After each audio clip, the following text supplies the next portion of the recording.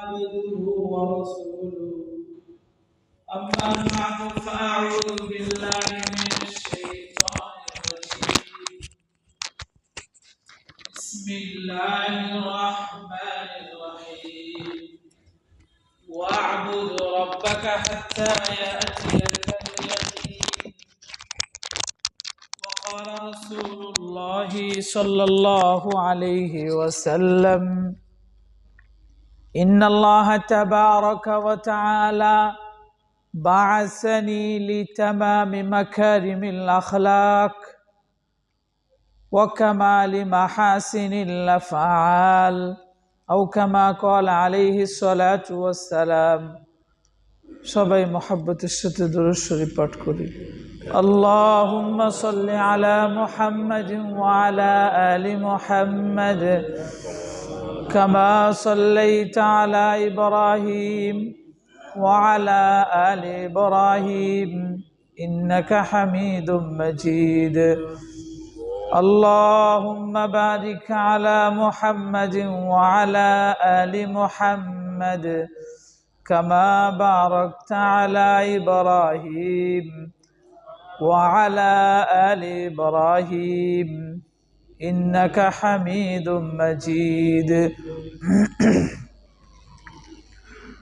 সম্মানিত মুসল্লিয়ান ইকরাম মুরব্বিয়ান ইজাম আল্লাহ তাবারক ওয়া তাআলার দরবারে লাখো কোটি শুকর যিনি আমাদেরকে অনেক মহব্বত করে পছন্দ করে অনেক দয়া ও মায়া করে তার ঘর পবিত্র মসজিদে এসে জুমার নামাজ আদায় রাখানে কিছু কথা বলা ও শোনার তৌফিক দান করেছেন।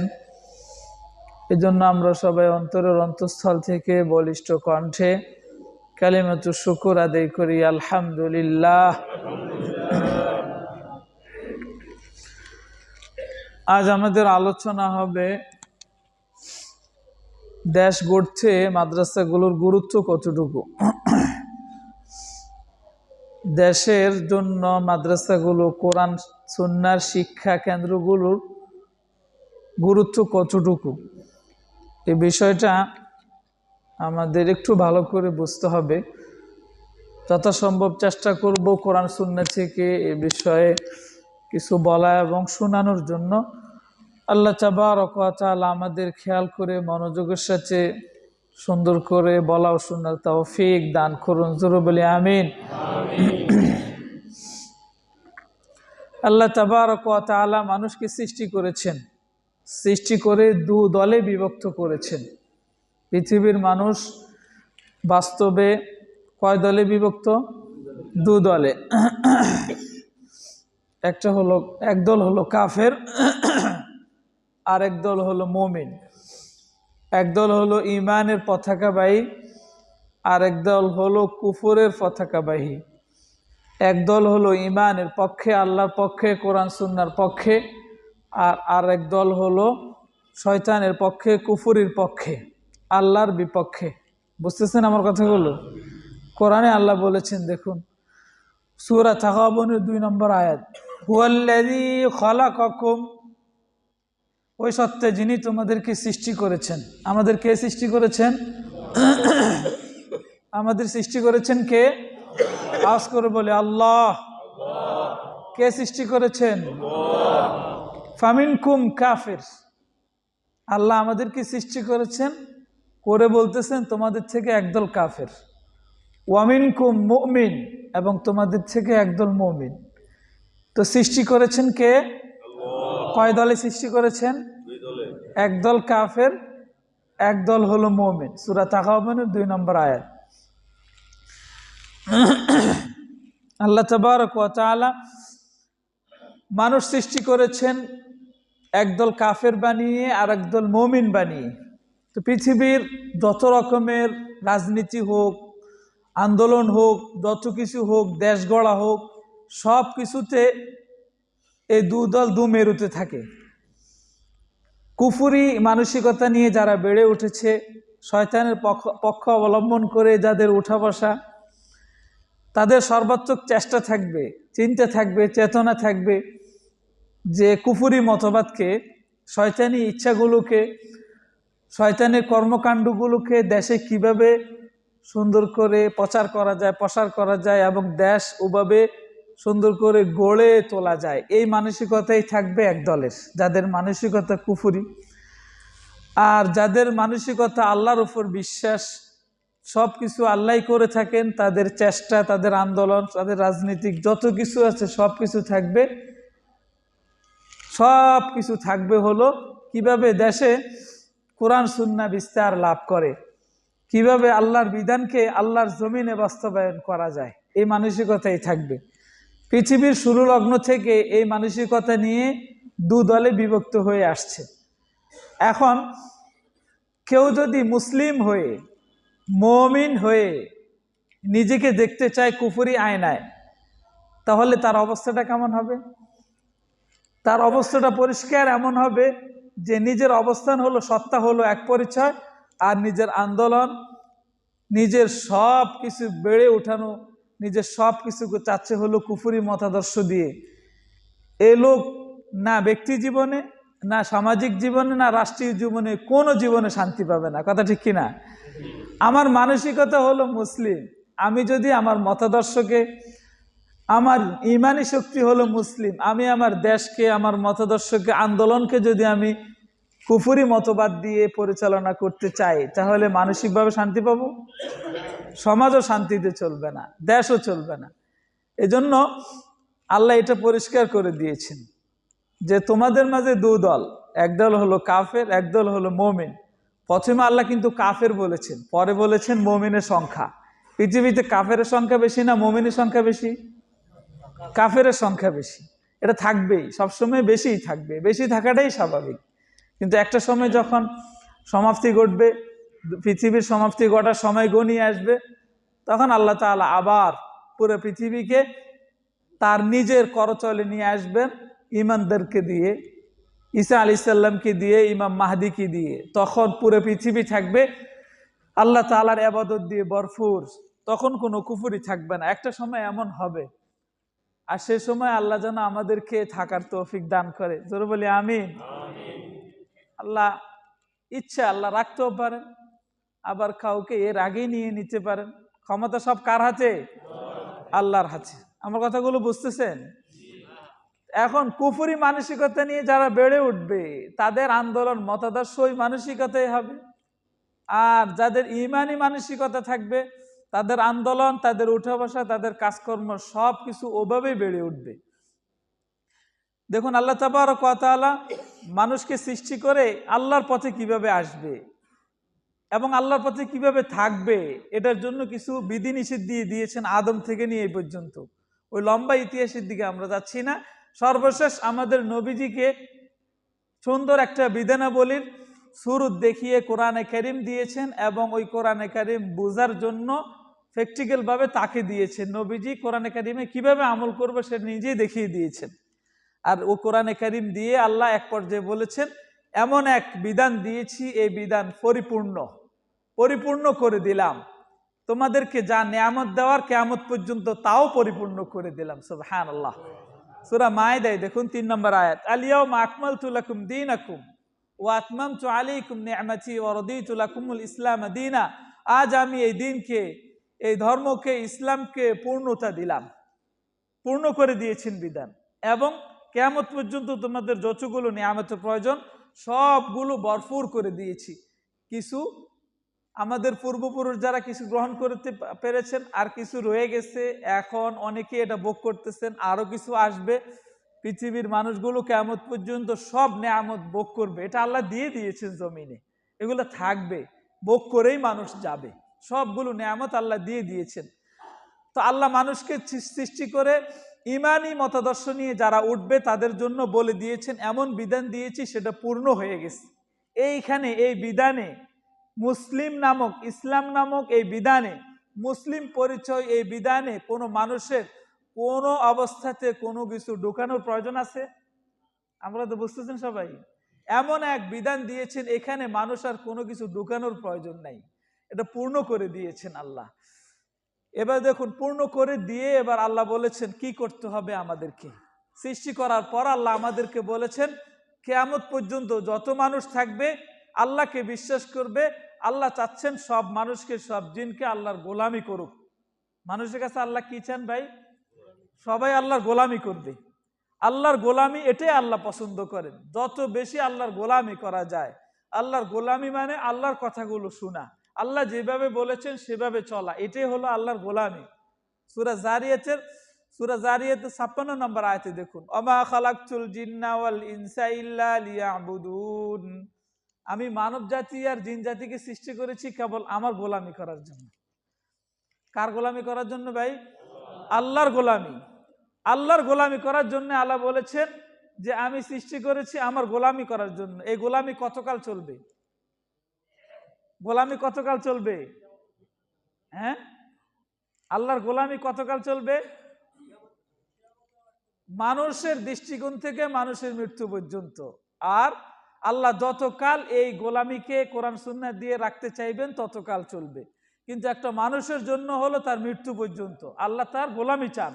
সেটা আবার কোরআনে কারীমের সূরা হিজরের সর্বশেষ আয়াত আল্লাহ বলে দিয়েছেন, 99 নম্বর আয়াত, ওয়াবুদু রাব্বাকা হাত্তা ইয়াতিয়াকাল ইয়াকিন। তুমি তোমার প্রভুর ইবাদত করো তোমার ইয়াকিন আসা পর্যন্ত। কি বলেছেন আল্লাহ? ইয়াকিন। ইয়াকিন মানে কি ভাই? ইয়াকিন মানে কি? সবাই জানি আমরা। ইয়াকিন মানে কি? বিশ্বাস। আমরা আল্লাহর ইবাদত করব বিশ্বাস আসা পর্যন্ত, মানে মৃত্যু আসা পর্যন্ত। এখানে অপব্যাখ্যা করে থাকে আমাদের অনেকেই কোরআন সুন্নাহর অপব্যাখ্যা যারা করে থাকে, এদের থেকে আল্লাহ আমাদেরকে হেফাজত করুন। জোরে বলি আমিন। তারা বলে যে আমি আল্লাহকে বিশ্বাস করি, এই বিশ্বাস যদি আমার অন্তরে বদ্ধমূল হয়ে যায় ইবাদত আর লাগবে না। আল্লাহই বলেছেন তুমি তোমার প্রভুর ইবাদত করো আল্লাহর প্রতি তোমার বিশ্বাস আসা পর্যন্ত। এখন কোনো মানুষ যদি বলে আমি নামাজ পড়া লাগবে কেন? আল্লাহর প্রতি তো আমার পূর্ণ বিশ্বাস রয়েছে। এটাই তো আল্লাহ কোরআনে বলেছেন যে পূর্ণ বিশ্বাস আসা পর্যন্ত তুমি ইবাদত করে যাও। আমি তো পূর্ণ বিশ্বাস করেই নিয়েছি 100%। তিনি আমার সৃষ্টিকর্তা, তিনি আমার রিজিক দাতা, তিনি সব কিছু করে থাকেন, তিনিই মৃত্যু দিবেন, তিনি যেমন জীবন দিয়েছেন আবার তিনিই মৃত্যু দিবেন। আমি 100% সব বিশ্বাস করি। কেউ কথা দিয়ে এই বিশ্বাস যদি জহের করে, প্রকাশ করে, বলেন তো দেখি, এতেই তার নামাজ রোজা সব আদায় হয়ে যাবে? এখানে আল্লাহ ইয়াকিন দ্বারা বুঝিয়েছেন। আমি একসময় আপনাদেরকে বলেছি, দেখুন কোরআনে কারিমে এরকম অনেক শব্দ রয়েছে, আপনি এর বাহ্যিক অর্থ, স্বাভাবিক অর্থের দিকে খেয়াল করে অর্থ বা উদ্দেশ্য নেওয়ার চেষ্টা করলে পুরো ভুল হবে। কারণ কোরআনে কারিমের বুঝতে হলে আপনি কোরআনে কারিমের অন্যান্য আয়াতের সহযোগিতা নিতে হবে। কোরআনে কারিমকে আপনি বুঝতে হলে নবীজির সুন্নাহর সহযোগিতা নিতে হবে। কোরআনে কারিমকে আপনি বুঝতে হলে সাহাবা একরামের কথার সহযোগিতা নিতে হবে। কোরআনে কারিমকে আপনি বুঝতে হলে তাবেঈদের কথা নিতে হবে। কোরআনে কারিমকে আপনি বুঝতে হলে তাবেঈদের কথা নিতে হবে। সর্বশেষ 6 নম্বর, কোরআনে কারিমকে আপনি বুঝতে হলে ওলামা একরামের কথা নিতে হবে। কথা বুঝতেছেন আমার কথা সবাই? নিজের মতো করে এখানে ইয়াকিন শব্দের অর্থ হলো, শাব্দিক অর্থ আপনি জানেন, ইয়াকিন মানে হলো বিশ্বাস। আর এই বিশ্বাস দিয়ে যদি আপনি অর্থ বোঝান যে আমার বিশ্বাস হয়ে গেছে, আমার ইবাদত লাগবে না, আল্লাহই তো নিজে আদেশ করেছেন, নবীজিকে আদেশ করেছেন। এখন বলেন তো দেখি, নবীজিকে যদি আদেশ করে থাকে আল্লাহ, নবীজি কি এই আয়াত আসার পরে কোরআন নামাজ পড়া বন্ধ করে দিয়েছেন? নবীজির চেয়ে বড় বিশ্বাসী আর কেউ ছিল? নবীজির থেকে সবচেয়ে বেশি আল্লাহর প্রশংসাকারী, আল্লাহকে ভয়কারী পৃথিবীতে আর কেউ ছিল? আসবে আর আসবে? ছিল না, আসবেও না, আগেও ছিল না। এটাই বাস্তবতা। আর তিনি এই আয়াত নাজিল হওয়ার পরে নামাজ ছাড়েননি। তো আমি আর আপনি যদি বিশ্বাস চলে আসছে নামাজ ছেড়ে দিব, রোজা রেখে দিবে, অপব্যাখ্যা করি, কত বড় ভয়ানক। দেখুন, নামাজ পড়তে মন চায় না সেটা ভিন্ন কথা, আল্লাহ আপনাকে মাফও করে দিতে পারেন, কিন্তু এই অপব্যাখ্যাগুলো করা তো খুবই ভয়ানক। কারণ এই অপব্যাখ্যার কারণে আপনি লেবাস ধরে, পাঞ্জাবি পায়জামা পরে, লেবাস ধরে, টুপি পরে, দাড়ি রেখে এই জাতীয় যদি অপব্যাখ্যাগুলো করেন, তাহলে সাধারণ কিছু মুসলিম রয়েছে যারা পড়াশোনা কম করেছে, এগুলো বুঝে না, এগুলো নিয়ে ফিকিরও করে না, তারা তো পুরোই বিশ্বাস করে নিবে, এবং তারা আরো বেশি 100% বিশ্বাস করবে। এমন হুজুর চাই, এমন লোক চাই যে আমাদেরকে সুন্দর করে আমাদের মতো ইসলামকে বুঝাবে। মানুষ তো চায় নিজের মতো ইসলামকে। যদি নামাজ পড়া না লাগে, এ ফজরের সময় শীতকালে কত কষ্ট করে উঠতে হয়, উঠতে মন চায় না, ল্যাব থেকে কম্বল থেকে বের হতে মন চায় না, ঠান্ডা পানি ওযু করতে মন চায় না। যদি এমন হয় যে আল্লাহরে বিশ্বাস করলে আর নামাজ লাগবে না, কি ভাই এটা কেমন হয়? সবার জন্য ভালো হয়ে যায় না? তো সবাই ছেড়ে দিবে নামাজ। আল্লাহ আমাদের এই অপব্যাখ্যাকারীগুলো থেকে হেফাজত করুন, জোরে বলি আমিন। আল্লাহ আমাদেরকে লিমিট করে দিয়েছেন, সৃষ্টি করেছি আমার গোলামি করার জন্য, গোলামি চলবে মৃত্যু পর্যন্ত। এবার গোলামি কোন কোন বিষয়গুলোতে চলবে কোরআনে কারিমের শুরু থেকে নিয়ে নাস পর্যন্ত জায়গায় জায়গায় আল্লাহ বলে দিয়েছেন। প্রথম থেকে শুরু করুন, আল্লাযীনা ইউমিনুনা বিল গায়ব, সূরা বাকারা শুরুতে একবারে ২য় নম্বর আয়াতে, যারা গায়বের প্রতি বিশ্বাস রাখে, ওয়া ইউকিমুনাস সালাহ, সালাত আদায় করে, ওয়া মিম্মা রাযাকনাহুম ইউনফিকুন, আমি যা দিয়েছি তার থেকে খরচ করে। এভাবে একের পর এক বিধান আল্লাহ বলে দিয়েছেন, সেগুলো মানতে হবে। আর এটাই হলো গোলামির পরিচয়। ভাই আমার কথাগুলো বুঝতেছেন সবাই? এই যে আল্লাহর গোলামি করতে হবে, আল্লাহর বিধানগুলো মানতে হবে, সব কিছু করতে হবে, এগুলো আল্লাহ বলে দিচ্ছেন এবং বিধানগুলো সুন্দর করে কোরআনে কারিমে দিয়ে দিয়েছেন। এবার দেখুন, এই বিধানগুলো মানতে হলে অবশ্যই তো ফলো করতে হবে। কোন একটা বিধান, কোন একটা সূরত আমি জানি না, এটা জানার জন্য যে জানে তার কাছে যেতে হবে। বুঝতেছেন আমার কথা ভাই? যে জানে তার কাছে যেতে হবে, অবশ্যই যেতে হবে। তো আল্লাহ এই বিধান দিয়েছেন, এই বিধানকে কিভাবে পালন করব এই জন্য নবীজিকে দিয়েছেন। নবীজি দেখিয়ে দিয়েছেন তোমরা আল্লাহর বিধানগুলো কিভাবে পালন করবা। আম্মা জান আয়েশাকে জিজ্ঞেস করা হলো যে নবীজির সিরাত সম্পর্কে, নবীজির আদর্শ সম্পর্কে, নবীজির চলাফেরা সম্পর্কে, নবীজির চরিত্র সম্পর্কে একটু বলুন তো। আম্মা জান আয়েশা সংক্ষেপে বলে দিলেন, কেন তুমি কোরআন পড়ো না? কানা খুলুকুহু আল কোরআন, কানা খুলুকুহু আল কোরআন, তার চরিত্র হলো কোরআন। তিনি তো কোরআন, তিনি একটা কোরআনের ফটোকপি। কোরআনে যা আছে তিনি এটা ফটোকপি করে দেখিয়ে দিয়েছেন।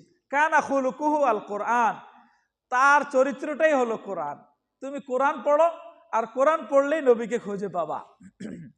তাহলে আল্লাহ আমাদেরকে গোলামি করার জন্য বিধান দিয়েছেন, ওই বিধান পালন করার জন্য কিভাবে করবো এই জন্য নবী দিয়েছেন। আর নবী নিজেও বলে গেছেন যে আল্লাহ তাআলা আমাকে পাঠিয়েছেন সবচেয়ে সুন্দর ব্যবহার দিয়ে, সবচেয়ে সুন্দর চরিত্র দিয়ে। এর চেয়ে সুন্দর চরিত্র ইতিপূর্বে আর কাউকে দেন নেই, আমাকে দিয়েছেন, আর আমার পরেও কাউকে দিবেন না। সুবহানাল্লাহ। ক্বালা রাসূলুল্লাহ সাল্লাল্লাহু আলাইহি ওয়াসাল্লাম, ইন্নাল্লাহা তাবারাকা ওয়া তাআলা বা'সানি লিতামামি মাকারিমিল আখলাক, আল্লাহ তাবারাকা ওয়া তাআলা আমাকে পাঠিয়েছেন চরিত্রের সর্বোচ্চ শিখরে যে চরিত্র হতে পারে, এই সর্বোচ্চ শিখরের চরিত্র দিয়ে আল্লাহ আমাকে পাঠিয়েছেন, সুন্দর চরিত্র দিয়ে আমাকে পাঠিয়েছেন। ও কামালি মাহাসিনিল আফআল, পৃথিবীর যত কাজ হতে পারে, সুন্দর সুন্দর যত কাজ হতে পারে, পৃথিবীর সব সুন্দর কাজগুলো থেকে সবচেয়ে বেশি সুন্দর কাজ দিয়ে, পূর্ণাঙ্গ রূপের কাজ দিয়ে আল্লাহ আমাকে পাঠিয়েছেন। সুবহানাল্লাহ। আওয়াজ করে বলে আল্লাহু আকবার। নবীজির এই সুন্নাহ, শরহুস সুন্নাহ নামে একটা কিতাব রয়েছে, ও কিতাবে রয়েছে নবীজির এই সুন্নাহ। আরো অনেক কিতাবে রয়েছে নবীজির এই সুন্নাহ। সুনানে দারমিতে রয়েছে নবীজির এই সুন্নাহ, মুসনাদ আহমদে রয়েছে নবীজির এই সুন্নাহ। আরো অনেক কিতাব রয়েছে নবীজির এই সুন্নাহ। আমরা সুনানে দারমির 345 নম্বর পৃষ্ঠায় খুঁজে পাবো। দেখুন, নবীজি সাল্লাল্লাহু আলাইহি সাল্লামকে আল্লাহ এত উত্তম চরিত্র দিয়ে পাঠিয়েছেন, পৃথিবীতে এরকম মডেল খুঁজে পাওয়া কোনো অবস্থায় সম্ভব নয়, কোনো অবস্থায় সম্ভব নয়। আপনি নবীজিকে সব শুরুতে খুঁজে পাবেন, আপনি যেই শুরুতে আছেন। আপনি যদি চান নবীজিকে আমার শুরুতে চাই, খুঁজে পাবেন। আপনি চাকরিজীবী, নবীকে খুঁজতে চান, চাকরি অবস্থায় কেমন ছিলেন, খুঁজে পাবেন। আপনি রাষ্ট্রনায়ক, খুঁজে পাবেন নবীজি রাষ্ট্রনায়ক ছিলেন। আপনি একজন স্বামী হিসেবে, আদর্শ স্বামী হিসেবে খুঁজতে চান, তাও নবীজিকে খুঁজে পাবেন। আপনি একজন ব্যবসায়ী হিসেবে নবীজিকে খুঁজতে চান, তাও খুঁজে পাবেন। আল্লাহ যত রকমের অকামালি মাহাসিনিল আফআল, পৃথিবীর যত ভালো কর্ম হতে পারে, সবচেয়ে সুন্দর ভালো কর্ম সবগুলো দিয়ে আল্লাহ নবীজিকে পাঠিয়েছেন। সুবহানাল্লাহ। আওয়াজ করে বলে আল্লাহু আকবার। নবীজি সাল্লাল্লাহু আলাইহি ওয়াসাল্লামকে আল্লাহ যে মডেলগুলো দিয়ে পাঠিয়েছেন, যে সুরতগুলো দিয়ে পাঠিয়েছেন, আর এটা হলো কোরআন সুন্নায় রয়েছে। বলেন তো দেখি, কোরআন সুন্নার এই বিধানগুলো, এই মডেল নিয়ে আলোচনা, এই আদর্শগুলো কোথায় পড়ানো হয়? আমি প্রথমে কি বলেছিলাম মনে আছে আপনাদের? আলোচনা কি করব? বর্তমান দেশ গড়তে, দেশকে সুন্দর করতে মাদ্রাসার গুরুত্ব কতটুকু, মাদ্রাসাওয়ালাদের ভূমিকা কি? দেখুন, একটু খেয়াল করুন সবাই। আপনি আগে বলেছি, ইমানি মতাদর্শ নিয়ে আপনি বড় হবেন, নবীজির আদর্শ আপনার প্রয়োজন হবে, কোরআন সুন্নাহর প্রয়োজন হবে। আর কোরআন সুন্নাহ আপনি বুঝতে পারবেন না কোরআন সুন্নাহ নিয়ে যারা গবেষণা করে, কোরআন সুন্নাহ নিয়ে যারা ব্যস্ত আছে তাদের সহযোগিতা ছাড়া। বুঝতেছেন আমার কথাগুলো ভাই? সবাই বুঝতেছেন? আল্লাহ বুঝার তৌফিক দান করুন, জোরে বলি আমিন। কোরআন সুন্নাহ যতকাল এই পৃথিবীতে থাকবে ততকাল এই পৃথিবী থাকবে, কোরআন সুন্নাহ থাকবে না, এই পৃথিবীকে আল্লাহ রাখবেন না। আমি বারবার এই কথা বলে থাকি, যে আপনারাও বলেছেন, মনে আছে আপনাদের? প্রশ্ন করি আবার, আসমানের কোনো খুঁটি আছে? খুঁটি আছে ভাই? খুঁটি আছে? কেউ দেখছেন এ পর্যন্ত খুঁটি? আমি বলি, যদি আমি দেখছি তাহলে আপনারাও বলবেন আপনারাও দেখেছেন। আসমানের খুঁটি আছে, আপনারাও দেখেছেন। আসমানের খুঁটি হলো কোরআন সুন্নাহর জ্ঞানে যারা জ্ঞানী, এরাই হলো আসমানের খুঁটি। বুঝতেছেন আমার কথা ভাই? আবার আবার আমার সাথে কথা বলুন, আমার সাথে বলুন, কোরআন সুন্নাহর জ্ঞানে যারা জ্ঞানী, বলেন, তারাই আসমানের খুঁটি, তারাই আসমানের খুঁটি। বাস্তবে কোরআন সুন্নাহ থাকবে না, এ আসমান থাকবে না। দেখুন দলিল, দেখুন সূরা দুঃখিত মুসলিম শরীফের 84 নম্বর পৃষ্ঠায় 1 নম্বর খণ্ডের, মাদ্রাসাগুলোতে যে বড় কিতাবগুলো পড়া হয়, 2 খণ্ডের প্রথম খণ্ডের 84 নম্বর পৃষ্ঠায় রয়েছে, লা তাকুমুস সাআ হাত্তা ইউকালা ফিল আরদি আল্লাহ আল্লাহ। বলেন সবাই, আল্লাহ আল্লাহ আল্লাহ আল্লাহ আল্লাহ আল্লাহ আল্লাহু আকবার। আল্লাহ যতকাল থাকবে, মানে আল্লাহ বলনেওয়ালা যতকাল থাকবে, আল্লাহ বলনেওয়ালা যতকাল থাকবে। এটা তো আপনি বলবেন, আল্লাহ তো যে কেউ বলতে পারে, কোনো খ্রিস্টানের মুখ দিয়েও তো আল্লাহ বের হতে পারে, ইহুদিরাও তো বলতে পারে আল্লাহ, হিন্দুরাও তো বলতে পারে আল্লাহ। আমার সাথে এক হিন্দুর পরিচয়, খুবই মানে দেখা হলে ও সুন্দর করে, আমরা যে সুন্দর করে সালাম দিয়েছি সুন্দর করে সালাম দেয়, আরো অনেক কিছু সুন্দর সুন্দর করে দিচ্ছি। ও কিন্তু কথা বলতে গেলে আল্লাহ, ভগবান আর কয় না, আমাদের সাথে কথা বলতে আল্লাহ। এই জাতীয় হিন্দু কত আছে আল্লাহ বলতেছে, এদের এই আল্লাহর কথা বলতেছি আমি? আমাদের মতো মুসলিমরা বিভিন্ন জায়গায় আল্লাহ শব্দ ব্যবহার করতেছে। যেমন এই যে ব্যবসায়ী ব্যবসা করতেছে, ওর পণ্য বিক্রি করার জন্য আল্লাহর কসম খেয়ে বলতেছি, আমি এই যে এই টাকা দিয়ে কিনছি। আপনি কি বিশ্বাস করেন না করেন, কসম খেয়ে এই ব্যবসা করতেছে। কি ভাই, করেন এরকম? আমরা অনেক সময় এর কথা শুনে কি মিথ্যা কথা বলবে? অনেক সময় দেখা যায় কসম খাইতেছে, মিথ্যা কথাই বলতেছে। আবার দেখুন যারা ভিক্ষা করে, আল্লাহর নাম নিয়ে ভিক্ষা করে কিনা? কথা বলেন না কেন? এই জাতীয় আল্লাহ দিয়ে আসমান টিকে থাকবে? প্রশ্নই আসে না। ভিতরে আল্লাহ, আল্লাহ সৃষ্টিকর্তা, আর আল্লাহ আমার সবকিছু, আল্লাহর সবকিছু, আল্লাহ সিফাত আর গুণাবলী, ওনার ক্ষমতা সবকিছু বুঝে যে জবান থেকে আল্লাহ বের হবে, এখানে এই আল্লাহ বলা উদ্দেশ্য। আর এটা একমাত্র কোরআন সুন্নাহর জ্ঞানী যারা বাস্তবে তারাই হবে। যতকাল একজন থাকবে পৃথিবীতে, একজন থাকবে আল্লাহ বলনেওয়ালা, ততকাল এই পৃথিবীকে আল্লাহ ধ্বংস করবেন না। এর বড় প্রমাণ, হযরত আদম ছিলেন সৃষ্টি করার পর থেকে আল্লাহ বলনেওয়ালা, আদমের পরে ধারাবাহিকভাবে চলে আসছে। হযরত ইব্রাহিম আলাইহিস সালামের যুগে ইব্রাহিম আলাইহিস সালাম নিজেই একাই বলেছেন, আমি ছাড়াই পৃথিবীতে আল্লাহ বলনেওয়ালা আর কেউই নাই। কয়জন ছিলেন?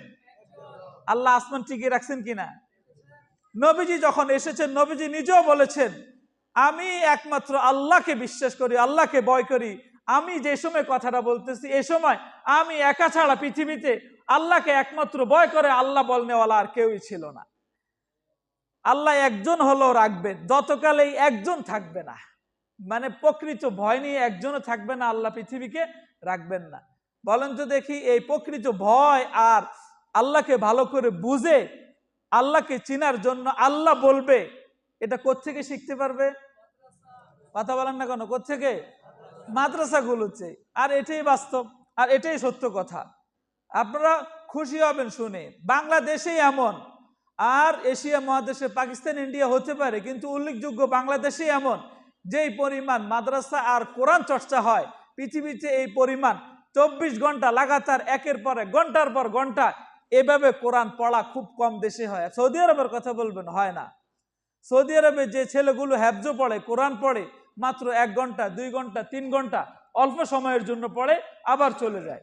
কিন্তু লাগাতার এই গভীর রজনী থেকে উঠে 3টা 3:30 থেকে উঠে লাগাতার আবার রাতে শোয়ার আগ পর্যন্ত, এটা শুধু বাংলাদেশ, ইন্ডিয়া, পাকিস্তানে হতে পারে, বিশেষ করে বাংলাদেশে হতে পারে, অন্য কোনো দেশে খুবই কম পাবেন না। আপনি যদি এটা খোঁজার জন্য, আমি খোঁজার জন্য অনেকগুলো দেশে গেছি, আর আমার ইচ্ছাও আছে, দোয়া চাইতেছি আপনাদের কাছে, পৃথিবীর সব মুসলিম রাষ্ট্রেতে যাবো ইনশাআল্লাহ, অন্য বিধর্মী রাষ্ট্রগুলোতে যাব, যে আল্লাহর জমিনকে দেখার জন্য। আল্লাহ আমার এই আশাকে কবুল করুন, জোরে বলি আমিন।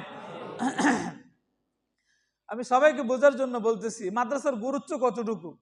আপনি রাজনীতি করবেন কোথায়? পৃথিবী থাকলেই তো রাজনীতি করবেন, বুঝেননি আমার কথা? না পৃথিবী নিচে, মাটির নিচে গিয়ে রাজনীতি করবেন? মঙ্গল গ্রহে, চাঁদে? আপনি যে রাজনীতি করবেন, আন্দোলন করবেন, যাই করবেন, কুফরি মতাদর্শ বাংলাদেশে আপনি বদ্ধমূল করে দিবেন, এটাকে চাপিয়ে দিবেন, বাংলাদেশ তো থাকতে হবে। আর যাদের কারণে বাংলাদেশ সহ বিশ্ব থাকবে, তাদের যদি মূল্যায়ন না হয়, তাদের যদি খবরাখবর না থাকে আমাদের, তাহলে এক সময় আমাদের দেশের মানুষ থাকবে ঠিক আছে, কিন্তু কোরআন হাদিসের গুরুত্ব আর থাকবে না। কোরআন হাদিসের গুরুত্ব আল্লাহ যেখান থেকে মন চায়, যেখান থেকে সুবিধা হয়, সেখান থেকে আবার এটাকে জাগিয়ে রাখবেন। কিন্তু আমি বলেছি আপনাদেরকে বারবার, আল্লাহ কাউকে নিয়ামত দেওয়ার পরে এই নিয়ামত যদি সে কদর না করে, আল্লাহ তাআলা এই নিয়ামতকে ছিনিয়ে অন্য জাতিকে দিবেন। আল্লাহ যতকাল মন চায় কোরআনকে পৃথিবীতে রাখবেন, কিন্তু একসময় এমন হবে কোরআন আর থাকবে না। আর কোরআনকে আল্লাহ, আমি বলেছি আগে কোন এক জুমায়, কোরআনকে আল্লাহ এইভাবে থাবা দিয়ে তুলে নিবেন না, ওলামা একরামকে তুলে নিবেন, বিজ্ঞ ওলামা একরামকে তুলে নিবেন।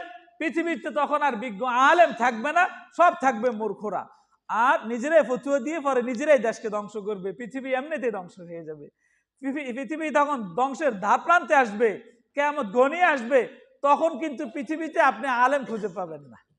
তখন কি পৃথিবীতে আল্লাহ, ভিতর থেকে অন্তর থেকে আল্লাহ বলনেওয়ালা লোক খুঁজে পাবেন না, তখনই আল্লাহ কিয়ামত করবেন।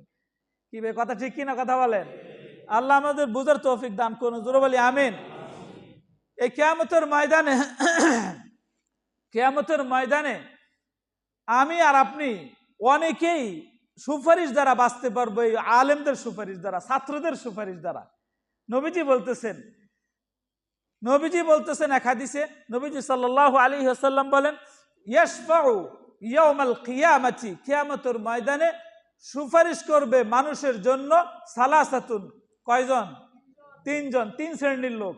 প্রথম সুম্মাল আম্বিয়া, প্রথম হলো আম্বিয়া, নবীরা সুপারিশ করবেন। নবীদের পরে সুপারিশ করার ক্ষমতা পাবে, একচ্ছত্র ক্ষমতা পাবে ওলামা একরাম, সুম্মাল ওলামা। তৃতীয় পর্যায়ে ওলামা একরামের পরে তৃতীয় পর্যায়ে কিয়ামতের ময়দানে মানুষের জন্য সুপারিশ করার ক্ষমতা পাবেন সুম্মা সোহাদা, শহীদরা। কারা পাবেন ভাই? শহীদরা। প্রথমে কি বলেছি? নবীরা সুপারিশ করবে উম্মতের জন্য। নবীরা উম্মতের জন্য যথাসম্ভব সুপারিশ করার পরে অসংখ্য মানুষ জাহান্নামী থাকবে। এরপরে আল্লাহ সুযোগ দিবেন ওলামা একরামকে, ওলামা একরামের সাথে পরিচিত, ওলামা একরামের সাথে সম্পর্কিত, ওলামা একরামের আত্মীয় স্বজন এবং তাদের সাথে ঘনিষ্ঠতা যারাই ছিল, তারা খুঁজে খুঁজে তখন তাদের সুপারিশ করবেন। সর্বশেষ 3 নম্বরে শহীদরা। 3 নম্বর কে ভাই? শহীদরা। নবীজির সুনানে ইবনে মাজা নামে হাদিসের একটা কিতাব রয়েছে। কোন কিতাব ভাই? সুনানে ইবনে মাজা। ইবনে মাজা সিয়াসিত্তার ছোট যে কিতাবটা, প্রসিদ্ধ 6টা সহিহ হাদিসের কিতাবের ছোটটা, যেটা আমরা ভালো করে 6টা কিতাবের নাম মুখস্থ করি অনেকে, আপনারা অনেকে না পারলে কিন্তু এই দেশের অনেক নর্তকীরা জানে, এই কিতাবগুলোর নাম জানে। আল্লাহ হেফাজত করুন আমাদের সবাইকে। ওই বলে সবগুলো মুখস্থ করে ফেলছে, আস্তাগফিরুল্লাহ। সুনানে ইবনে মাজা এই কিতাবের 320 নম্বর হাদিস, 320 নম্বর হাদিস। দেখুন, এবার দেখুন এই মাদ্রাসাগুলোর গুরুত্ব কতটুকু। এবার চিন্তা করুন, এই মাদ্রাসাগুলো যেরকম পৃথিবীকে টিকানোর জন্য যেরকম মেহনত করে যাচ্ছে, আবার এই মাদ্রাসাগুলোর থেকে যে প্রোডাকশনগুলো হচ্ছে, যে ওলামা একরাম, এগুলো আবার আপনাদেরকে সুপারিশ করার জন্য সেখানে আবার অবস্থান করবে। এটা আমি বানিয়ে বলতেছি না, নবীজি বলেছেন। আমার কথা বুঝতেছেন? কে বলেছেন? নবীজি বলেছেন। এই যে এটা যে বাস্তব, দেখুন আরেকটা হাদিসে দেখুন, নবীজি সাল্লাল্লাহু আলাইহি সাল্লাম নিজে বলেছেন, মান জাআহুল মউত, মান জাআহুল মউত, যার মৃত্যু আসা পর্যন্ত এই লোক ইয়াতলুবুল ইলম, ইলম অন্বেষণ করে যাচ্ছে, ইলম তলব করে যাচ্ছে, কোরআন সুন্নাহ বোঝার জন্য চেষ্টা করতেছে, অন্যদের কাছে বোঝানোর জন্য চেষ্টা করতেছেন, তার জীবন এটার জন্য সে অক্ষ করে দিয়েছে। যে লোক এটা করতে করতে তার মৃত্যু পর্যন্ত পৌঁছে গেছে, তার উদ্দেশ্য হলো লিয়াহিয়া বিহিল ইসলাম, ইসলামকে জাগিয়ে তোলা, ইসলামকে জাগিয়ে তোলা। ভাই ওলামা একরামের উদ্দেশ্য কি? মাদ্রাসাগুলোতে পড়ে ইসলামকে জাগিয়ে তোলা, ইসলামকে প্রচার করা, ইসলামকে আরো সুন্দর করে পুরো বিশ্বে ছড়িয়ে দেওয়া। ওলামা একরামের সবগুলো কাজে এখন প্রশ্ন, সহজে বোঝার জন্য বলতেছি। দেখুন, কোন আলেম যদি শুধু মসজিদ আর মাদ্রাসা নিয়ে আল্লাহ আল্লাহ জিকিরে ব্যস্ত থাকে, অন্য কোনো কাজে চোখও দেয় না, মুখও দেয় না, কিচ্ছু করে না, তাহলে এই জাতীয় আলেমদের ব্যাপারে আমাদের দেশে কিছু লোক আছে বলে থাকে এগুলো কিচ্ছু জানে না, এগুলো মোল্লার দৌড় মসজিদ পর্যন্ত। কি কয় না কেউ? মোল্লা দৌড় মসজিদ পর্যন্ত, ওই মসজিদ ওই কিছু জানে না, খালি আল্লাহ আল্লাহ এটাই বলতে পারে। এদের দিকে দেশ চলবে? এগুলো শুধু মসজিদে বসে জিকির করবে, সুবহানাল্লাহ, আলহামদুলিল্লাহ, আল্লাহু আকবার, লা ইলাহা ইল্লাল্লাহ, খালি জিকির করবে। এ কাজ হইলে এগুলো, এগুলোতে কিচ্ছু হবে না, কিচ্ছু হবে না। এই একদল দেখুন, আবার দেখুন এই দলে আবার বলবে, যদি এই আলেমরা রাজনীতিতে নামে, রাজনীতি করে, মাঠে ময়দানে দৌড়াদৌড়ি করে, তখন এই দলে বলবে দেখুন এগুলোর কাম হলে মসজিদে থাকা, এগুলো মাঠে ময়দানে আসছে কেন? এগুলো বুঝবে কিছু? রাজনীতির রথও বুঝবে না, কি জন্য ময়দানে আসছে। কি বলে না এরকম কথা নাই? বাংলার জমিনে এরকম নাই? দেখুন, আপনি যেদিকে যাবেন আলেম মসজিদে আছে তাও প্রশ্ন, এ আলেম রাজনীতিতে নামছে তাও প্রশ্ন। আবার দেখুন, এই আলেম যদি দরিদ্র হয়, গরিব হয়, কোন রকম দিনে নিপাত করে নিজের জীবনকে, কারো কাছে চায় না, সে তার মতো করে চলে। আর বলেন তো দেখি, এ মসজিদে জুমাগুলোতে এরা খুতবা দেয় আর দাওয়াত দিচ্ছে, ভাই আপনার ছেলেকে মাদ্রাসায় পড়ান, আপনার মেয়েকে মাদ্রাসায় পড়ান। আরে এ লোক তো নিজেই খাইতে পারে না, আরো এমন জায়গার দিকে দাওয়াত দিচ্ছে, আমার মেয়ের ছেলেরা ওখানে দিয়ে সেও তো ওগুলার ফকির বানাবে, এ দরিদ্র হয়ে থাকবে, এগুলো খাবে কিভাবে? আবার দেখুন এই তৃতীয়টা গেল, চতুর্থ সুরত দেখেন, এই কোনো আলেম, কোনো খতিব, কোনো আলেম যদি টাকাওয়ালা হয়ে যায়, কোটি কোটি টাকার মালিক হয়ে যায়, তখন আবার দেখবেন এই লোকগুলো আবার বলতেছে কত লোভী, দুনিয়া লোভী আলেম, এর এত দুনিয়া লোভ কেন? দুনিয়া এত লোভ কেন? এর এত টাকা কেন? একজন আলেমের এত টাকা হয় কি? ভাই মিথ্যা বলতেছে, এগুলো বানায় বলতেছি ভাই। তো যাবে কোন দিকে? রাস্তার কোনোটা আছে? চারটা যে সুরত বললাম, এই চার সুর ছাড়া কোনো সুরত দাঁড় করতে পারবেন? আল্লাহ হেফাজত করুন আমাদের সবাইকে। আলেম সব করবে, আলেম ওলামা একরাম সব করবে। নবীজি যেহেতু সব করেছেন, ওলামা একরাম সব করবে। ওলামা একরাম মসজিদে বসে জিকির করবে, মাদ্রাসায় পড়াবে, ওলামা একরাম রাজনীতি করবে, ওলামা একরাম দরিদ্র থাকবে, দুনিয়ামুখী থাকবে না, দুনিয়ার কিছুর দিকে তাকাবে না, এমন একদল থাকবে। ওলামা একরামের একদল এমন থাকবে কোটি কোটি টাকার মালিক, সব থাকবে, সব হবে, হালাল ভাবে সব হবে। বুঝতেছেন আমার কথা ভাই? এটা আল্লাহরই বিধান। আল্লাহ নবীজিকে সব সুরত দিয়ে দেখিয়েছেন। আলেম, শাইখুল হাদিস, মুহাদ্দিস দেশ চালাবে, নবীজি চালাননি? কি ভাই, নবীজি দেশ চালাননি? নবীজি যদি দেশ চালিয়ে থাকেন, আর ওই আলেম যদি নবীর ওয়ারেস দাবি করে, নবীজি বলেছেন এরা আমার ওয়ারেস, আমার এলেমের ওয়ারেস, তো নবীজি দেশ চালাই থাকলে সে দেশ চালাইতে পারবে না? পারবে?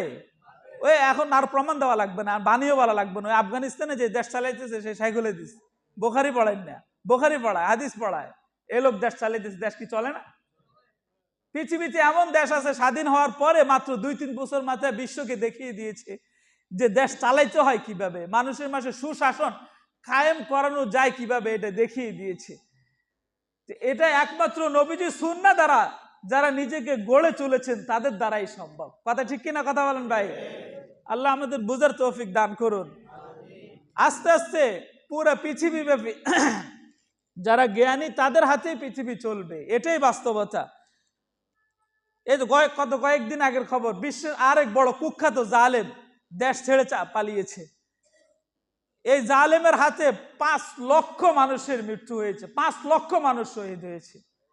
বাশার আল আসাদ, সিরিয়ান, জানেন না আপনারা? এর চেয়ে বড় জালেম খুব কম রয়েছে। এই সময়ের সবচেয়ে বড় জালেম কসাই, এই কসাইয়ের হাতে 5 লক্ষ সুন্নি মুসলমানের জান প্রাণ চলে গেছে, শহীদ হয়েছে। আমরা দোয়া করি এই দেশ যেন আবার স্বাভাবিক হয়ে যায়, কারণ এই দেশকে নিয়ে নবীজির অনেক ভবিষ্যৎবাণী রয়েছে, অনেক ভবিষ্যৎবাণী রয়েছে। ইমাম মাহদি ঈসা আলাইহিস সালামের আগমনের দেশ এটা, এখানে ঈসা আলাইহিস সালাম আসবেন ইনশাআল্লাহ। এই বিষয়ে আমি কথা বলবো সামনে। আল্লাহ আমাদের সবাইকে নেখায়েত দান করুন, জোরে বলি আমিন। আমি কি বলেছি ভাই, আপনি যেদিকে ওলামা একরাম যাবে সেই দিকে প্রশ্ন হচ্ছে, প্রশ্ন করুন, প্রশ্ন থাকবে, কিন্তু আমি আপনাকে যেটা বোঝানোর জন্য চাচ্ছি, এই আলেমরা যতকাল থাকবে, এই মাদ্রাসাগুলো যতকাল থাকবে, ততকাল কিন্তু এই পৃথিবী থাকবে। আর আলেম থাকবে না, আল্লাহ বলনেওয়ালা লোক থাকবে না, পৃথিবী থাকবে না।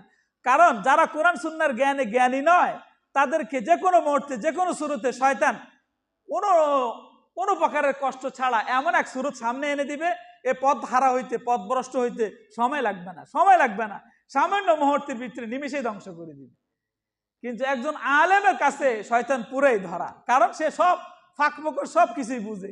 আর আল্লাহ শয়তানকে শুধু জ্ঞান দেয়নি, অনেক জ্ঞান দিয়েছে। আমরা অনেকে বলি যে জানার নাম বাস্তবতা নয়, মানার নাম হলো বাস্তবতা। এই কথাটা কিন্তু পুরো ভুল।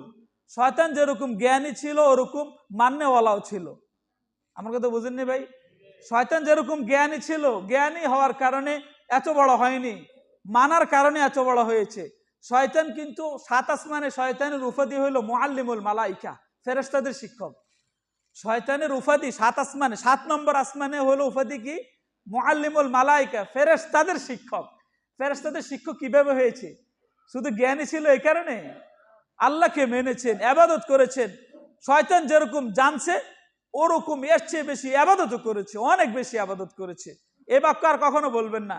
জানার নাম, শুধু জানার নাম নয়, মানার নাম হলো কামিয়াবি। জানার নাম সফলতা নয়, মানার নাম সফলতা। শুধু মানার নাম নয়, জানা মানা দোনোটার নাম সফলতা, দোনোটার নাম সফলতা। এক গ্রুপ আছে বেশি জাননেওয়ালাকে পছন্দ করে না, আবার আর গ্রুপ আছে বেশি জাননেওয়ালাকে পছন্দ করে কিন্তু মানাটাকে পছন্দ করে না। দোনো গ্রুপে বাতিল। বাস্তবতা হলো এটাই, জানবেনও বেশি, মানবেনও বেশি, এটাই হলো বাস্তবতা। বুঝছেন? আমাকে তো বুঝছেন ভাই? আল্লাহ আমাদের বোঝার তৌফিক দান করুন, জোরে বলি আমিন। আল্লাহ তাবারক ওয়া তাআলা এই মাদ্রাসাগুলোকে যতকাল রাখবেন, ততকাল এই পৃথিবী থাকবে, এই পৃথিবী সুন্দর হবে। আর আল্লাহ তাআলা কোরআন সুন্নাহর জ্ঞান যাদেরকে দিবেন, তাদেরকে দিবেন সবচেয়ে উত্তম জ্ঞান। এর চেয়ে উত্তম জ্ঞান আর হতে পারে না, এর চেয়ে সেরা জ্ঞান আর হতে পারে না। আমি একসময় বোঝার জন্য আপনাদেরকে বলেছি, আপনাদের দেশে, আমাদের দেশে, পৃথিবীর যত এখন ডিগ্রিগুলো হচ্ছে, আপনি আজ থেকে 10 বছর 20 বছর পিছনে যান, এই ডিগ্রিগুলোর নাম শুনছেন? কেউ নাম শুনেন না। চাইলে এগুলো বানাইছে কে? মানুষে বানাইছে না? সিএ করতে হয়, আইসিএম করতে হয়, বিবিএ করতে হয়, এমবিএ করতে হয়, আরো কত এখন নতুন নতুন ডিগ্রিগুলো বের হচ্ছে, বিদেশে গিয়ে করতে হয়। এগুলো তো মানুষ বানিয়েছে না, এগুলো আল্লাহ পাঠিয়েছেন। আল্লাহ পাঠিয়েছেন বলতে মানুষের মেধায় দিয়েছেন, মানুষ নিজের মতো করে এগুলো তৈরি করেছেন পৃথিবীকে শাসন করার জন্য। কিন্তু কোরআন সুন্নাহর জ্ঞানকে দেখুন, এগুলো নবীজি দেওয়ার পর থেকেই পৃথিবীতে, এগুলো এরকম নয়। পৃথিবী যত আধুনিক হয়েছে তত এগুলোর নাম আসছে। বিষয়টা কি এমন? পৃথিবী এখন আধুনিক হয়েছে, এই জন্য সহিহ বুখারী পৃথিবীতে ছড়াই গেছে। বিষয়টা এমন? সহিহ বুখারী কি নবীজির পরে যিনি লিখেছেন, নবীজির 300 বছরের মাথায় ইমাম বুখারী, নবীজির যে হাদিসগুলো সংগ্রহ করেছেন সাহাবা একরাম, তখন থেকে যেভাবে ছিল ওভাবেই, কোনোটার নাম পরিবর্তন হয়নি। নবীজির সুন্নাহ যেভাবে ছিল সেভাবেই, কোনোটার কিচ্ছুই পরিবর্তন হয়নি। আপনি পৃথিবীকে যত আধুনিক করবেন, নবীজির সুন্নাহ, নবীজির জ্ঞান পৃথিবী শুরু থেকে, অর্থাৎ নবীজির শুরু থেকে যে পরিমাণ ছিল, যেভাবে ছিল ওভাবেই থাকবে। কিন্তু এই জাগতিক জ্ঞানগুলো আপনি আস্তে আস্তে দেখবেন খালি নাম পাল্টাই দিচ্ছে, কয়দিন পরে এটা, কয়দিন পরে সেটা। তাহলে বলেন তো দেখি, এই আধুনিক জ্ঞানী যারা, আমি কাউকে ছোট করার জন্য বলতেছি না, দেশকে চালানোর জন্য তারা শুরু করে নিয়েছে, সেটা ভিন্ন কথা। এটা যে শিখা হারাম এটাও বলতেছি না, বারবার খেয়াল করুন, এটা যে শিখা এটাও হারাম বলতেছি না, আমি বোঝানোর জন্য বলতেছি। এই জ্ঞানের সূত্র এবং এই জ্ঞানের গোড়া হলো মানুষের হাতে, এবং এই জ্ঞানকে যত খুঁজতে যাবেন নিচে, তত বের হবে মূর্খতা। বুঝছেন আমার কথা ভাই? যিনি সিএ বের করেছেন এবং যিনি সিএ এর উপরে কিতাব লিখেছেন, ইনি সিএ পড়েননি কখনো। কি বুঝেন আমার কথা? বুঝেননি ভাই? বুঝছেন আমার কথা ভাই? সহজে বোঝার জন্য বলতেছি যে ঢাকা ভার্সিটি সহ বিভিন্ন ভার্সিটিতে কাজী নজরুল ইসলাম, এরপরে রবীন্দ্রনাথ ঠাকুর, আরো কত আছে না এরকম সাহিত্যিক, এদের সাহিত্যকতার উপরে, এদের কবিতার উপরে ডক্টরেট ডিগ্রি হয়। এটা জানেননি আপনারা? যারা পড়ালেখা করে এটা জানেন ভালো করে। তো আপনি বলেন তো দেখি, আপনার কাছে কি ডকুমেন্ট আছে যে কাজী নজরুল ইসলাম শিক্ষা মেট্রিকের উপরে ছিল? আপনার কাছে ডকুমেন্ট আছে?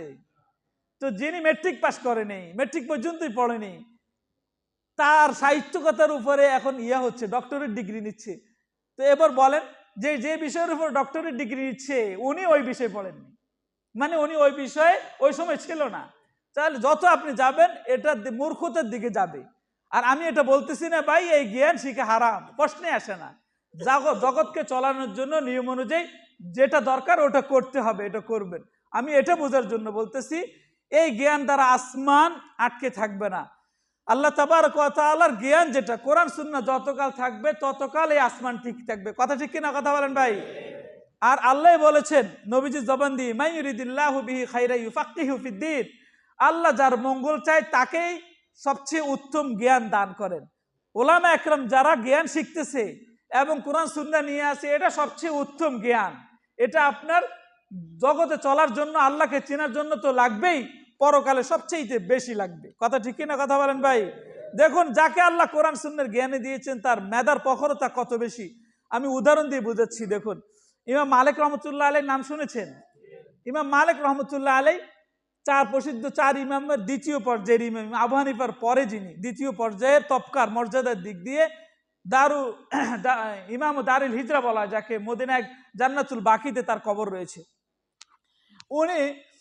ওনার সময় একটা দুর্ঘটনা ঘটে গেছে।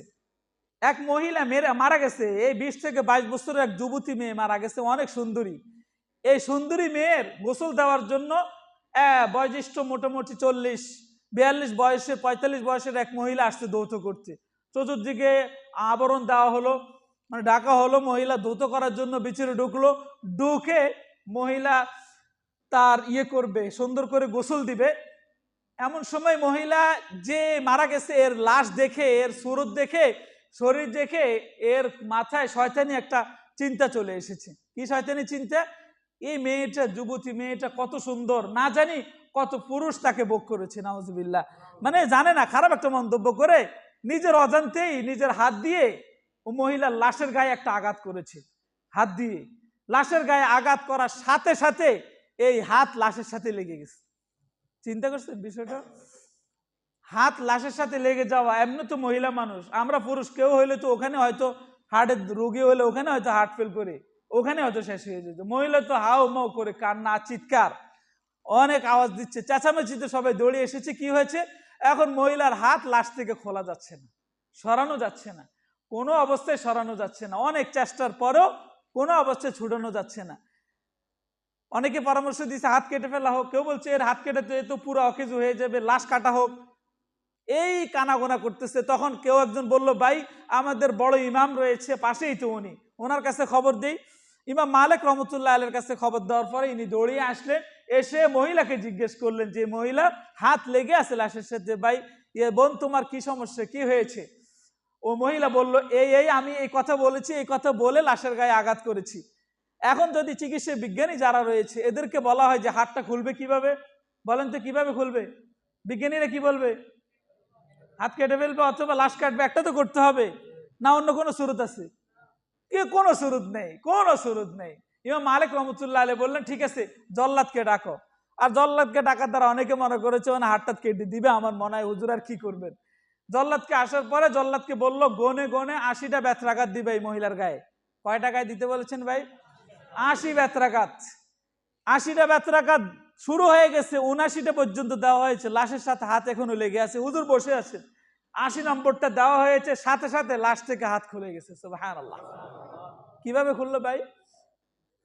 এটা কিভাবে খুললো? এই যে হাদিসে নবীজি বলে দিয়েছেন। আর এটা প্রমাণ করার জন্য, হাদিসের বাস্তবতা বোঝার জন্য আল্লাহ বড় বড় ব্যক্তিদেরকে ঘটনা ঘটিয়ে দেখিয়ে দিয়েছেন। কত মেধার, কত উত্তম জ্ঞান ছিল এদের। তাকে প্রশ্ন করা হয়েছে, আপনি কিভাবে বুঝলেন এটা? তিনি বললেন, কেন, এটা তো সহজ উত্তর। সূরা নূরের 5 আর 6 নম্বর আয়াত পড়ে দেখো, ওখানে আল্লাহ বলে দিয়েছেন, কেউ যদি কারো উপর অপবাদ দেয়, যদি উপযুক্ত সাক্ষী না আনতে না পারে 4টা, তাহলে 80টা বেত্রাঘাত দিতে হবে তাকে। এই মহিলা যে খারাপ ছিল এই মহিলা জানে না, এমনিতে একটা আন্দাজ করে বলেছেন, অবশ্যই তার উপরে খারাপ মন্তব্য করেছে আর আল্লাহ অসন্তুষ্ট হয়েছেন, তার হাত এঁটে দিয়েছেন, লেগে গেছে তার হাতের সাথে, আর এটাই শুরু ছিল। ভাই বুঝতেছেন ভাই, যতকাল কোরআন সুন্নাহ থাকবে, এই জাতীয় জ্ঞানী থাকবে, দেশ চলবে এদের বরকতে, এরা থাকবে না তো দেশ থাকবে না। ভাই আমার কথা বুঝতেছেন? তো এই দেশ সহ বিশ্বে মাদ্রাসাগুলোর প্রয়োজন আছে কিনা? আমাদের মাদ্রাসার দাওয়াত দিচ্ছি আপনাদেরকে আজকে, আমি কথাগুলো বোঝানোর উদ্দেশ্য এটাই, আমাদের মাদ্রাসায় আজকে দাওয়াত দিচ্ছি আপনাদের, মাগরিবের সময় দোয়া হবে এবং আমাদের মাদ্রাসায় আজীবন সদস্য করব আমরা, মাদ্রাসার সাথে সম্পৃক্ত করার জন্য। একটা হাদিস বলেছি মনে আছে ভাই, যে সুপারিশ করবে ওলামা একরাম আমাদের জন্য, নবীজি হাদিসে বলছেন না, সুনান ইবনে মাজায়, এদের সুপারিশ পাওয়ার জন্য মাদ্রাসা আজীবন সদস্য করতেছি। যে এই আজীবন সদস্য, আপনি সদস্য হয়ে থাকলেন, আপনার সাধ্য অনুযায়ী কিছু দান করে গেলেন, আজীবন আপনি মাদ্রাসার সদস্য হয়ে থাকলেন, এটা আমি দাওয়াত দিচ্ছি আপনাদের কাছে। আপনাদের খতিব হয় ওদের তো আহ্বান করে বলতেছি, যাদের তৌফিক হয় যাবেন, আর তৌফিক না হলে মাদ্রাসায় যাবেন, একটু দেখে আসবেন, যাদের সম্ভব হয়, সুযোগ হয়, সময় আছে হাতে, যাবেন তো ইনশাআল্লাহ। সবাইকে দাওয়াত দিচ্ছি। আজকে মাগরিবের সময় আমাদের মাদ্রাসা হলো রাজফুলবাড়িয়া স্ট্যান্ড থেকে একটু ভিতরে, শোভাপুর 3 রাস্তার মোড়ে, ওখানে গেলেই মাদ্রাসা পাবেন, জামিয়াতুল জিনান নামে। এখানে অনেকেই চিনেন, অনেকেই গেছেন। তা আমি আপনাদেরকে দাওয়াত দিচ্ছি এবং এই দোয়া চাচ্ছি, আল্লাহ যেন আমাদের এই মাদ্রাসাকে কবুল করেন, আমাদের এই মাদ্রাসা যেন কিয়ামত পর্যন্ত থাকেন। আমাদের এখানে প্রায় 300 ছাত্রছাত্রী রয়েছে, আপনাদের কাছে দোয়া চাইতেছি, আল্লাহ যেন আমাদের এই প্রতিষ্ঠানের জন্য যা যা প্রয়োজন, এখানে যারা গরিব এতিম অসহায় আছে, তাদের যা যা প্রয়োজন আল্লাহ যেন সহজে ব্যবস্থা করে দেন। আর আমি একদিন জুমায় বলেছি যে এই মাদ্রাসাগুলো চলে হলো চোখের পানিতে, ওলামা একরাম আল্লাহর কাছে কান্না করে, আল্লাহ সব কিছু ব্যবস্থা করে দেয়। আর আমি আপনাদেরকে শরীক করার জন্য বলতেছি, যেন ওলামা একরামের সুপারিশ আমাদের সবার কপালে জুটে। আল্লাহ আমাদের সবাইকে কথাগুলো উপর আমল করার তৌফিক দান করুন, জোরে বলি আমিন। দুপাশে দান বাক্স রয়েছে, দান বাক্সগুলো ছেড়ে দিই, আজকে একটু সময় পার হয়ে গেছে। সবাইকে উদারত আহ্বান করে বলতেছি, আল্লাহর ঘর মসজিদে বেশি বেশি দান করুন। আপনার এই দান সবচেয়ে উত্তম খাতের দান। এই মসজিদগুলো নির্মাণ এবং এগুলাকে